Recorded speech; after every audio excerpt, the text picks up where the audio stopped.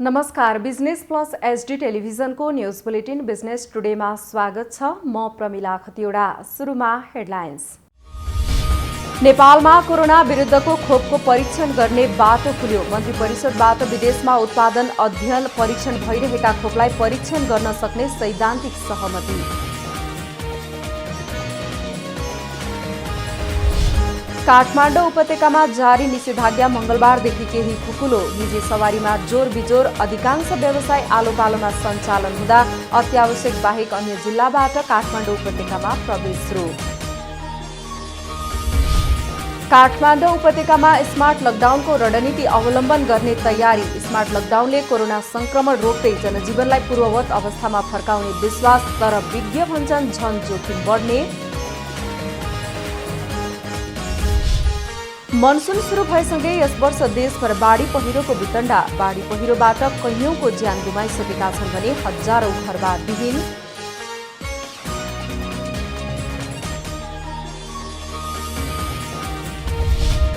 र दाङको देउखुरीमा कृषि तथा पशुपालन स्मार्ट कार्यक्रम प्रभावकारी बन्दै बाख्रा तथा गाई भैँसी पालनमा राम्रो आमदानी भएपछि किसानहरू उत्साहित।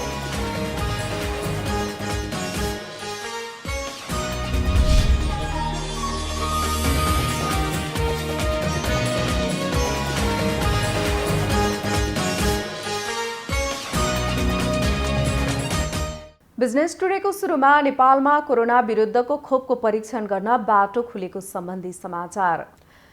नेपालमा कोरोना विरुद्धको खोपको परीक्षण गर्ने बाटो खुलेको छ। मन्त्री परिषदको बैठकले विदेशमा उत्पादन अध्ययन परीक्षण भइरहेको खोपलाई नेपालमा पनि परीक्षण गर्न सक्ने सैद्धान्तिक सहमति दिँदै बाटो खुलेको हो। नेपाल स्वास्थ्य अनुसन्धान परिषदका सदस्य सचिव डाक्टर प्रदीप गेवालीले मन्त्री परिषदको निर्णयले नेपाली जनताले खोप पाउने विषय पनि सहज हुने बताउनुभयो। हामीले धेरै महत्त्व चाहिँ दिएको र अन्तर्राष्ट्रिय हिसाबले चाहिँ पनि गर्नुपर्ने र नेपालको साइन्सलाई विकास गर्नै पर्ने भ्याक्सिनको रिसर्च ट्रायल, भ्याक्सिन ट्रायल अहिले चाहिँ तपाईँको विश्वमा भइरहेको मध्ये थर्ड फेजको ट्रायल। अब हामी 0 फेजबाट गर्नु त हामीलाई समय लाग्छ, टेक्नोलोजी चाहिन्छ, हामी त्यो पूर्ण गर्नुपर्छ भनिरहेको छौँ होइन। त्यसको लागि अस्ति बोर्डबाट पनि अब नेपालमा ड्रग र भ्याक्सिनको उत्पादन चाहिँ रिसर्च माध्यमबाट जानुपर्छ बोर्डले निर्णय गरिसकेका छ र साथसाथै एकाडेमी जानुपर्छ भनिरहेको छ। यो चाहिँ अब हामीले प्लान गरेर जाने कुरा भयो। अहिले हामीले गर्न सक्ने हाम्रो क्यापेसिटी भ्याउने र हाम्रो सबै हिसाबले भ्याउने भनेको भ्याक्सिनको थर्ड फेजको ट्रायल गर्न सकिन्छ, ताकि यो रिसर्च गरेर यसको फाइन्डिङ पोजिटिभ आउँदा, राम्रो आउँदा अथवा विश्व स्वास्थ्य सङ्गठनले यसलाई मान्यता दिँदा होइन हाम्रो अनुकूल हुँदाखेरि यसलाई चाहिँ हाम्रो नेपाली पन सुहाउँदो रिसर्च हुने र जनताको लागि भ्याक्सिन सुरक्षित गर्ने एउटा माध्यम पनि हुन्छ। अहिले विश्वभरि लगाइरहेको खोप समेत परीक्षणमै रहेको अवस्थामा नेपालले खोप उत्पादक कम्पनी अथवा देशलाई परीक्षणको लागि अनुरोध गर्न सकिने उहाँको भनाइ छ। यसअघि नेपालमा हेपाटाइटिस, कालाजार, मलेरिया, जापानिज इन्सेफ्लाइटिस जस्ताको सफल परीक्षण भइसकेको छ। कोरोना भाइरस संक्रमणको नियन्त्रणका लागि काठमाडौँ उपत्यकामा जारी निषेधाज्ञा मंगलबारदेखि केही खुकुलो भएको छ। काठमाडौँ उपत्यकाका 3 जिल्ला काठमाडौँ, ललितपुर र भक्तपुरका प्रमुख जिल्ला अधिकारीहरूको सम्पन्न बैठकले केही प्रतिबन्धहरूलाई खुकुलो बनाउँदै 1 हप्ता निषेधाज्ञा जारी राख्ने निर्णय गरेसँगै मंगलबारदेखि खुकुलो पारिएको हो। मंगलबारदेखि सुरु निषेधाज्ञाको नयाँ चरणमा साना सवारी साधन, कार, जीप, भ्यानमा बढीमा 4 जना, ट्याक्सीमा 3 जना र मोटरसाइकल, स्कुटरमा जोरबिजोर प्रणाली लागू गरी सञ्चालन गर्न पाइनेछ। त्यसैगरी केही प्रत्यक्ष सम्पर्क हुने तथा भिडभाड हुने बाहेकका व्यवसाय समेत आलो पालो गरी सञ्चालन हुनेछ। डिपार्टमेन्टल स्टोर, सपिङ मल, खेलकुद सामग्री पसल, कपडा, जुत्ता, फेन्सी, कस्मेटिक लगायतका टेलरिङ सोमबार, बुधबार र शुक्रबार बिहान 11 बजेदेखि अपराह्न 4 बजेसम्म सञ्चालन गर्न सकिने गरी आदेशमा नयाँ व्यवस्था गरिएको छ। सुन पसल, भाँडा, भान्साजन्य, विद्युतीय, घरायसी सामग्री, अटोमोबाइल सोरुम, अटोमोबाइल पार्ट्स पसल, इलेक्ट्रोनिक पसल आइतबार, मंगलबार र बिहीबार बिहान 11 बजेदेखि अपराह्न 4 बजेसम्म खोल्न पाइनेछ भने भिडभाड हुने सबै गतिविधिमा रोक लगाइएको विगतको व्यवस्था कायमै रहने भएको छ। फुटपाथ र खुला ठाउँमा हुने व्यापार, होटल तथा पार्टी प्यालेसमा हुने विवाह, व्रतबन्ध, भौतिक उपस्थितिमा पठन पाठन, सार्वजनिक सवारी साधनहरूको सञ्चालनमा रोक लगाइएको छ। अत्यावश्यक सवारी, एम्बुलेन्स, स्वास्थ्यकर्मी, पशु स्वास्थ्यकर्मी, सुरक्षा निकायले प्रयोग गर्ने बाहेकका अन्य जिल्लाबाट पासविहीन सवारीका साधन काठमाडौँ उपत्यकामा रोक लगाइएको छ। जारी कोरोना भाइरसको संक्रमणबाट बच्नको लागि काठमाडौँ उपत्यकामा स्मार्ट लकडाउनको रणनीति अवलम्बन गर्ने तयारी भइरहेको छ। कोरोना संक्रमण नियन्त्रणका लागि गरिएको निषेधाज्ञाले नेपालको अर्थतन्त्रमा निकै क्षति पुगेको छ। यसैलाई न्यूनीकरण गर्नका लागि स्मार्ट लकडाउनको तयारी गरिएको छ।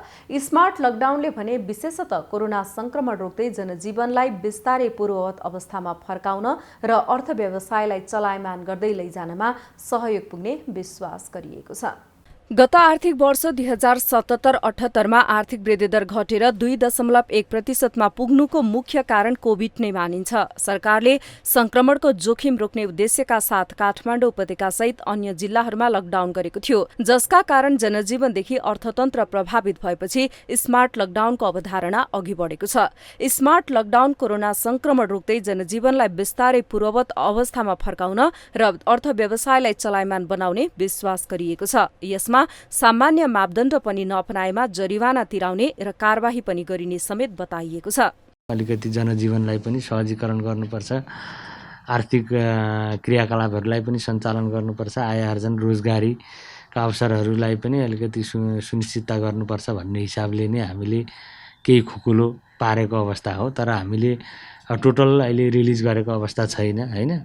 अब यो जुन प्रत्यक्ष रोजगारी आय आर्जन सँग जोडिएका विषयहरूलाई चाहिँ छोड्नुपर्छ भन्ने हिसाबले नै हामीले चाहिँ अब केही समयदेखि अलिकति खुकुलो गर्दै आएको र यो आफ्नो पसल सञ्चालन गर्दा व्यवसाय सञ्चालन गर्दा स्वास्थ्य प्रोटोकल अनिवार्य रूपमा पालन गर्नुपर्छ भनेर हामीले आदेशमा पनि लेखेका छौँ। त्यो अनुसार पालना नभए बन्द गर्ने भनेर हामीले निर्णय पनि गरेका छौँ। त्यो अनुसार भएन भने अनुगमनको क्रममा अब बन्द गराउने, जरिमाना गर्ने। नेपालमा कोरोना संक्रमणको संख्या न्यून भएको तर यसको कुनै कारण थाहा नभएको संक्रामक रोग विशेषज्ञ डाक्टर शेरबहादुर पुन बताउनुहुन्छ। उहाँका अनुसार यसको एउटा कारण चेन ब्रेक गरेको हुन सक्ने र अर्को अत्याधिक संक्रमित भइसकेको कारण अब लगत्तै संक्रमित हुन सक्ने सम्भावना कम रहेको अनुमान छ। उहाँले यसरी स्मार्ट लकडाउन गर्दा संक्रमण बढ्ने झनै जोखिम रहेको बताउनुहुन्छ। घटिरहेको जुन संख्या कुरा छ यो अलिकति के कारणले भयो भन्ने कुरा समीक्षा छैन।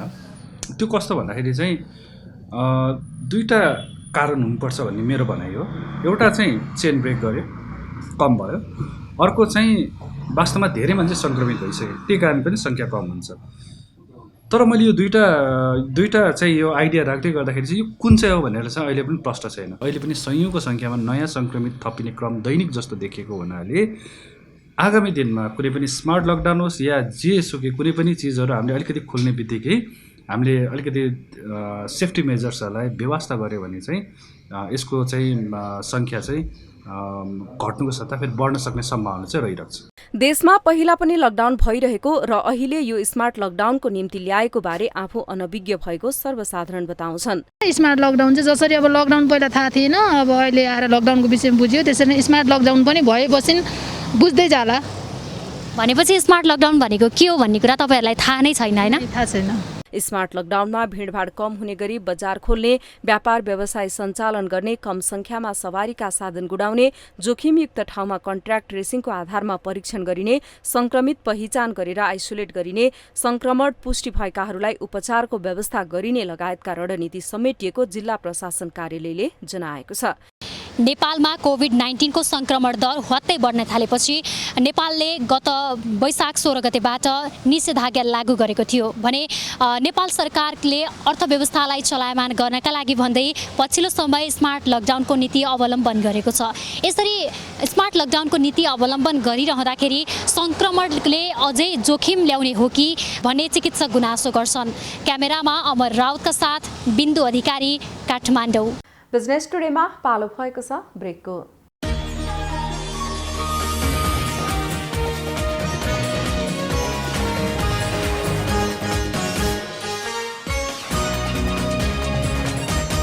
बिजनेस टुडेमा पुनः स्वागत छ। अब बाँकी समाचार।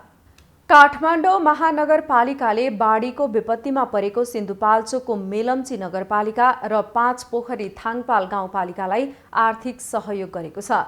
काठमाडौँ महानगरपालिकाले बाढीग्रस्त सिन्धुपाल्चोकको मेलम्ची नगरपालिकालाई 2 करोड र 5 पोखरी थाङपाल गाउँपालिकालाई 50 लाख रुपैयाँ सहयोग गरेको हो। काठमाडौँ महानगरपालिकाका प्रमुख विद्यासुन्दर साक्यले पानी पर्ने सिजन अझै आउन बाँकी रहेको भन्दै पूर्वाधारको थप क्षति हुन नदिन ध्यान दिनुपर्ने बताउनुभयो। काठमाडौँ महानगरपालिकाको नगरसभाबाट हामीले एउटा भातृ नगरलाई यस्तो विपदको बेलामा धेरै क्षति भएका छन्, तर माया भनेको त्यसको मूल्यमा हुँदैन, आत्मीयता भनेको त्यसको मूल्य हुँदैन। त्यसमा काठमाडौँ महानगरपालिका हामीले सल्लाह गरेको भने अलिकति थोरै भए पनि यस्तो बेलामा सहयोग गर्नुपर्छ। हुन त सङ्घीय सरकार छ, प्रदेश सरकार छ, आफ्नो ठाउँमा उहाँले गरिरहेकै पनि छ, तर गर्दै पनि स्थानीय तह एउटा भगिनी नगर सम्बन्ध कायम गरेको हाम्रो मित्रता अझ प्रगाढ हुन बाँकी नै थियो। हामीले विचारोपन मात्र प्रगाढ हुन बाँकी नै थियो। त्यस्तो अवस्थामा थोरै भए पनि हामीले सहयोग गर्नुपर्छ भनेर नगरसभाबाट सिङ्गो हलले अझ मभन्दा पनि उत्साहित भएर पऱ्यो भने भोलि पनि हेरौँला, तर अहिलेलाई थोरै भए पनि सहयोग गरौँ भनेर मेलम्ची नगरपालिकालाई 2 करोड सहयोग गर्ने भनेर हामीले निर्णय गरेका छौँ। सहयोग हस्तान्तरण कार्यक्रममा उपस्थित स्वास्थ्य तथा जनसङ्ख्या मन्त्री शेरबहादुर तामाङले विपद व्यवस्थापनका लागि छुट्टै कोष खडा गर्न अनुरोध गर्नुभयो। हिजो विगतमा जुरे पहिरोको एउटा अनुभव छ कि हामीले जुरे पहिरोको लागि राहत कोष एउटा बनायौँ, त्यो सिडिओ कार्यालयमा बनायौँ, तर त्यो राहत कोषको कतिपय कानुनी प्रावधान झन्झटको कारणले आज त्यो पैसा खर्च गर्न सकिएन र त्यो वास्तविक पीडितहरूका पुग्न सकिएन। त्यसैले म सबै पालिकाहरूलाई अनुरोध गर्न चाहन्छु, तपाईहरूलाई विपद व्यवस्थापन सम्बन्धी समिति बनाउने पनि अधिकार छ र त्यो सम्बन्धी छुट्टै कोष खडा गर्ने र त्यो कोष एउटा खाता सञ्चालन गर्ने अधिकार छ। त्यसमाले विपद सम्बन्धी तपाईहरूको पालिका स्तरको आफ्नै कोष आफ्नै खाता सञ्चालन गर्नुहोला। मैले सुनेको छु पाँचपोखरी र मेलम्चीले त्यो खाता नै सञ्चालन गरिसकेको भन्ने सुनेको छु, धन्यवाद छ। त्यो खाता तपाईहरूले प्रकाशित गर्नुहोला र जति पनि देश विदेशबाट सहयोग गर्न चाहनेहरूले त्यो खातामा आओस्। मेलम्ची नगरपालिकाका प्रमुख डम्बरबहादुर अर्यालले समयमै नगरवासीलाई सचेत हुन सूचना प्रवाह गरेका कारण मानवीय क्षति कम भएको उल्लेख गर्नुभयो। हामीले अन्य क्षतिको कुरा गर्ने हो भने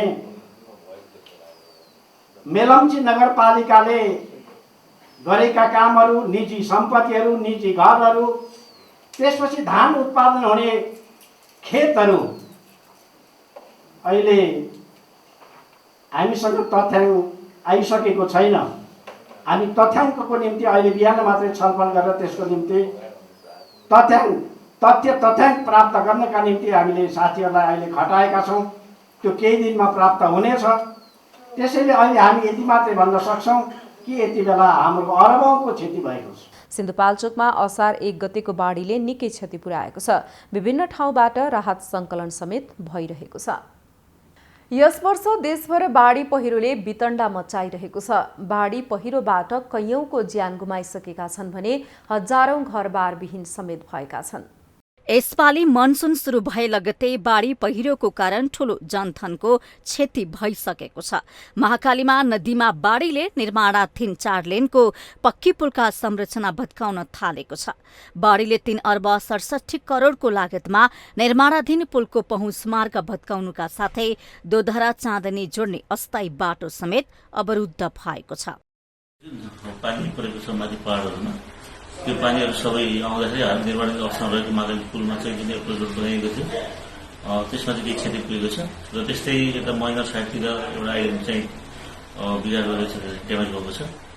अब यो प्रमुख यसमा चाहिँ जुन बन्नुपर्ने जुन ठुलो तटबन्ध थियो, बाहिरबाट बन्नुपर्ने सुरक्षा कवचको रूपमा हुनुपर्ने त्यो जुन मागाली नदीलाई चाहिँ गाइड गरेर बिच अग्लो मध्य भागमा लानुपर्ने थियो, त्यो चाहिँ ठुलो ढुङ्गाको अभावले गर्दाखेरि बनाउन सकिएको अवस्था थिएन र ढुङ्गाको अभावले त्यो बनाउन नसकेपछि अब प्याकेज अब ठेका लिइसकेपछि कन्ट्राक्टरले चाहिँ समयमा नै के काम सक्नुपर्ने, दोस्रो चाहिँ अब समय समयमा हुने माइलस्टोनहरू एकछिन गर्नुपर्ने भएकोले सबै पक्षहरूमा हात हाल्नै पर्ने हुन्छ। त्यसले गर्दा चाहिँ हामीले एउटा हात हालेको थियौँ अनि पुलको काम पनि छिटो गर्नको लागि। त्यसले गर्दा चाहिँ क्षति एउटा जोडमा पुगेको छ। त्यही नै हो। अविरल वर्षाको कारण महाकाली नदीमा बढेको पानीको तह बिस्तारै घट्न थालेको छ, तर बिना सूचना भारतको धौली गंगा परियोजनाले पानी छोड्दा महाकाली नदीको तटीय क्षेत्रका बासिन्दाहरू जोखिममा परेका छन्। अहिलेसम्म महाकाली नदीको बाढीले चाहिँ अब धेरै असर गरिरहेको छ। यसको मुख्य भनेको खोला बढ्छ, नदी बढ्छ, त्यो ठाउँको छ, तर धौली गंगा प्रोजेक्टको जो बाँध खोल्छ यो समयमा हाम्रो प्रशासनलाई बिना जानकारी दिएर चाहिँ बाँध खोल्छ। त्यो बाँधले चाहिँ यहाँ चाहिँ ठाउँमा चाहिँ धेरै ठाउँमा चाहिँ असर पर्छ। त्यस कारणले उसले चाहिँ पहिल्यै चाहिँ जुन बेला कम हुन्छ पानी त्यही बेला खोलेर चाहिँ राख्दा राम्रो हुन्थ्यो। उसले चाहिँ आफ्नो भरिन्छ, आफ्नो बालुवा जान्छ, आफ्नो खराब हुन्छ भनेर चाहिँ उसले कुनै कसैलाई प्रशासनलाई जानकारी नदिइकन जुन बाँध खोल्छ, ढोका खोल्छ, 2टा 3टा कसरी ढोका खोल्छ, त्यसले गर्दाखेरि यहाँ चाहिँ धेरै असर परेको छ हामीलाई। यस्तै गरी पश्चिम नवलपरासीको अधिकांश भूभाग जलमग्न भएको छ। डुबानको कारण खेतीयोग्य जमिनमा क्षति पुगेको छ। नवलपरासीमा ठूलो मानवीय क्षति नभए पनि स्थानीय मारमा परेका छन्। हामी एकदम पूर्ण तयारी अवस्थामा छौँ। यसमा चाहिँ नेपाल आर्मी, सशस्त्र प्रहरी बल, नेपाल प्रहरी लगायतको सम्पूर्ण टोली चाहिँ स्ट्यान्ड बाई अवस्थामा छ र एउटा हामीले चाहिँ संयुक्त सूचना सङ्कलन केन्द्र सहायक प्रमुख जिल्लाधिकारीको संयोजकत्व हामीले एक्टिभेट गरेका छौँ। त्यसले सूचना ल्याउने बित्तिकै काहीँ कुनै ठाउँमा त्यस्तो उद्धार गर्नुपर्ने सूचना आउने बित्तिकै चाहिँ तुरुन्तै तत्काल चाहिँ मुभ हुने गरी हामी तयारी अवस्थामा बसेका छौँ। यसैगरी नारायण नदीको बाढीले बर्दघाट, सुस्ता पूर्व नवलपुर जिल्लाको 5 पालिकाको विभिन्न स्थानमा ठूलो क्षति पुगेको छ। नारायणी र बिनई खोलामा आएको बाढीले जमिन बगरमा परिणत भएको छ। दाङ देउखुरीमा राप्ती नदी तथा दोलाई खोलामा तटबन्ध भएपछि करिब 1750 हेक्टर जमिन र हजारौं बस्तीहरू सुरक्षित भएका छन्। ती खोला र नदीमा तटबन्ध बनेपछि त्यहाँका स्थानीयहरू बाढीको जोखिमबाट छुटकारा पाएका छन् भने कृषिजन्य उत्पादन पनि सुरक्षित भएको छ। बाढी आइसकेपछि विस्थापित भएका ती परिवारहरूले अहिले चाहिँ राहतको महसुस गरेका छन्। उनीहरूले राम्रा कुराहरू गरेका छन्। अब चाहिँ बाढीबाट हामी ढुक्क छौँ। बाढी हाम्रो चाहिँ गाउँमा पस्दैन। अब चाहिँ सुरक्षित भएका छौँ भन्ने हिसाबले चाहिँ उनीहरूले चाहिँ कुरा गरिरहेका छन्। बाढी नियन्त्रण गर्नका लागि जुन नेपाल सरकार र दात्री निकायहरूबाट जुन सहयोग भयो त्यसको लागि चाहिँ म धेरै धेरै मुरी धन्यवाद दिन चाहन्छु। देशभरका सबैजसो जिल्लाहरूमा सामान्यदेखि भारी वर्षा भइरहेको छ। यस वर्ष अन्य वर्षको तुलनामा धेरै पानी पर्ने भन्दै मौसमविदले सचेत रहन आग्रह गरेका छन्। देशका अधिकांश जिल्ला बाढी र पहिरोको उच्च जोखिममा रहेका छन्। जिल्ला ब्युरोको रिपोर्ट। बिजनेस टुडेमा पालो भएको छ ब्रेकको।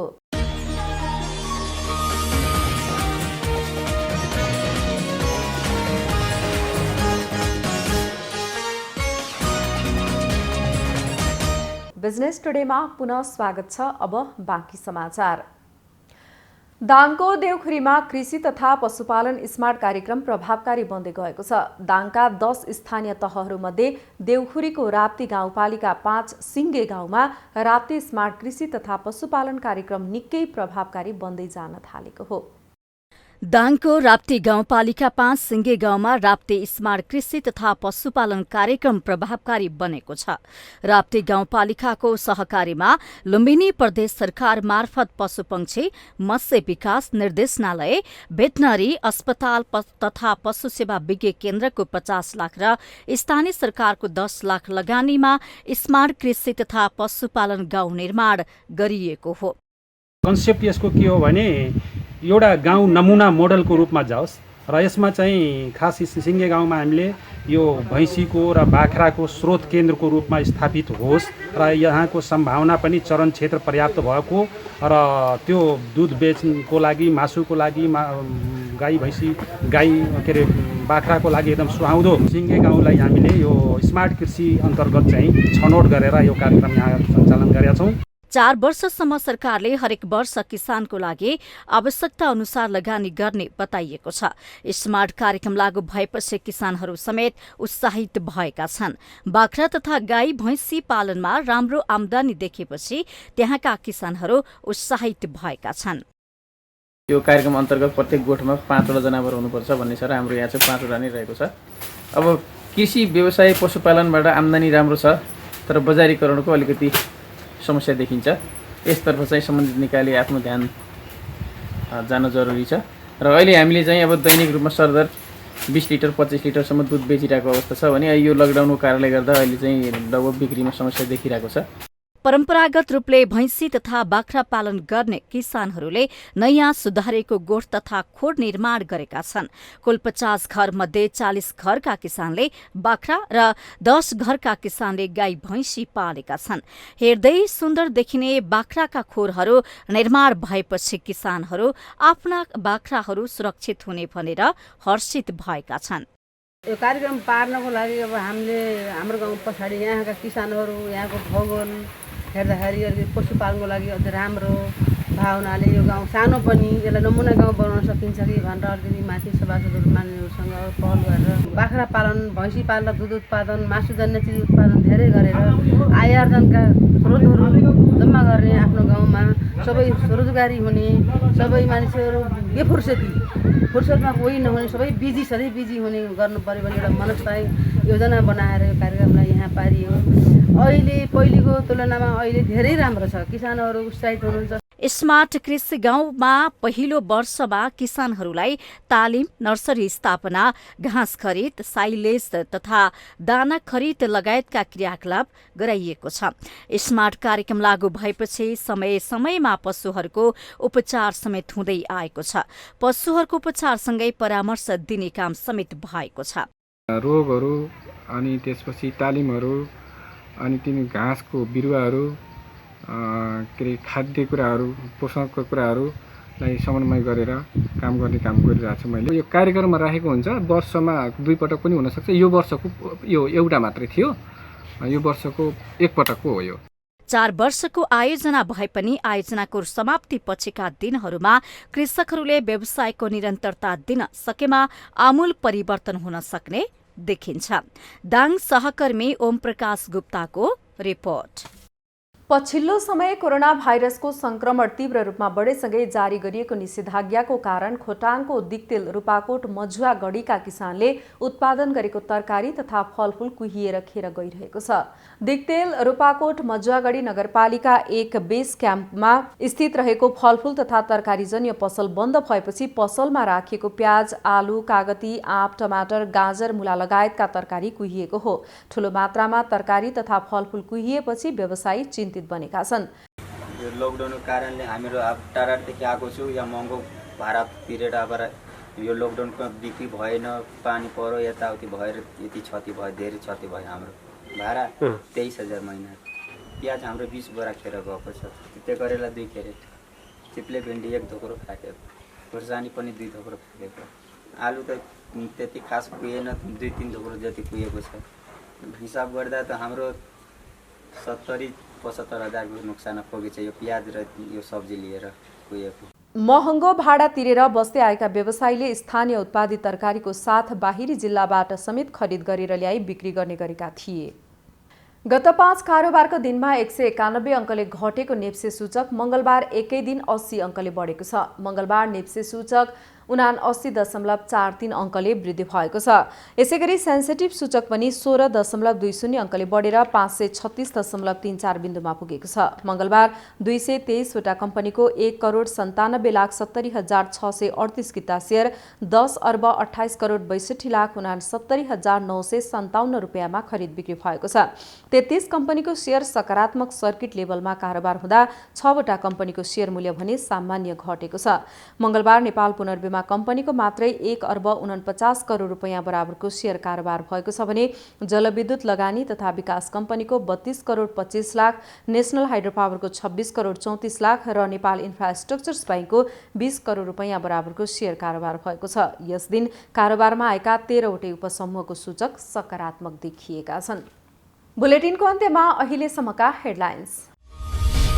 नेपालमा कोरोना विरुद्धको खोपको परीक्षण गर्ने बाटो खुल्यो। मन्त्री परिषदबाट विदेशमा उत्पादन, अध्ययन, परीक्षण भइरहेका खोपलाई परीक्षण गर्न सक्ने सैद्धान्तिक सहमति।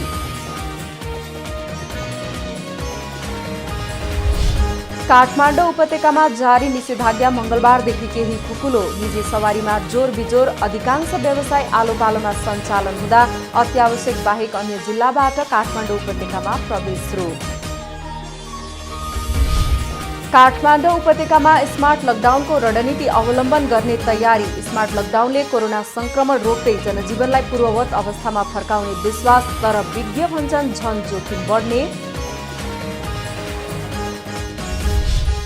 मनसुन सुरु भएसँगै यस वर्ष देशभर बाढी पहिरोको वितण्डा। बाढी पहिरोबाट कैयौंको ज्यान गुमाइसकेका छन् भने हजारौं घरबार विहीन।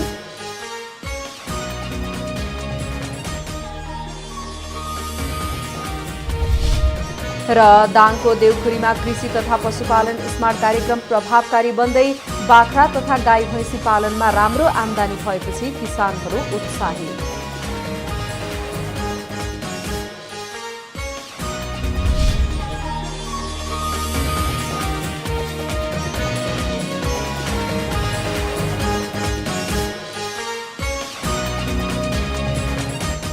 बिजनेस टुडे अहिलेलाई यति नै। हेर्दै रहनुहोला business plus HD television. Business plus, business first. नमस्ते।